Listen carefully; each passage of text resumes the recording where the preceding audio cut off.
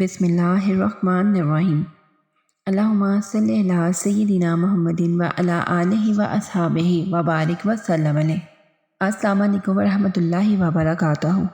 مشکلات جو کہ ہر انسان کی زندگی میں آتی ہیں، کوئی ولی، کوئی پیغمبر، کوئی انسان اور کوئی فقیر ایسا نہیں جس کی زندگی میں کبھی مشکلات نہ آتی ہوں۔ اگر ہماری زندگی میں مشکلیں نہ آئیں تو شاید ہم اپنے خدا کو کبھی یاد ہی نہ کریں۔ رسول اللہ صلی اللہ علیہ وآلہ وسلم کی زندگی میں بھی بہت ساری مشکلات آئی ہیں، اور ان کو بھی دوسرے پیغمبروں کی طرح بہت ساری مشکلات کا سامنا کرنا پڑا ہے، لیکن آپ صلی اللہ علیہ وآلہ وسلم کا ان تمام تر مشکلات میں کیا طرز عمل تھا، اس کے بارے میں بات کرتے ہیں۔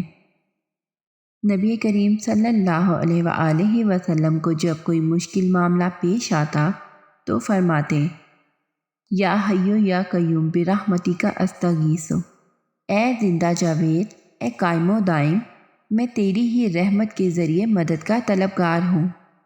سنن ترمذی حدیث نمبر 3524۔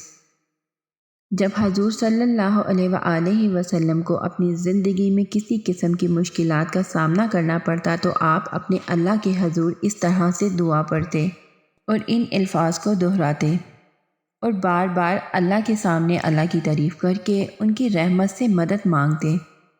اللہ تعالی حضرت محمد صلی اللہ علیہ وآلہ وسلم کے صدقے سے، ان کے وسیلے سے اس کل کائنات میں جتنے بھی مشکل کشاں ہیں ان کی مشکلوں کو آسان فرمائے، اور ان کو اپنی مشکلات میں اپنے اللہ کے حضور مانگنے کی توفیق عطا فرمائے۔ یا حیو یا قیوم برحمتک استغیث، اس آیت پاک کو اس نسبت سے پڑھیے گا کہ جب دو جہانوں کے مالک سرور کائنات صلی اللہ علیہ وآلہ وسلم کو مشکلات کا سامنا ہوتا تو وہ یہی پڑھتے، تو پھر آپ خود ہی سوچ لیں کہ اس میں کس قدر طاقت ہوگی کہ ہم اس کا اندازہ ہی نہیں لگا سکتے۔ اور آپ لوگ بھی اسی نسبت سے پڑھیے گا کہ اسے حضرت محمد صلی اللہ علیہ وآلہ وسلم نے پڑھا تو ان کی مشکلیں دور ہوئیں، تو یقیناً ہماری مشکلات بھی اللہ پاک ضرور ختم کرے گا۔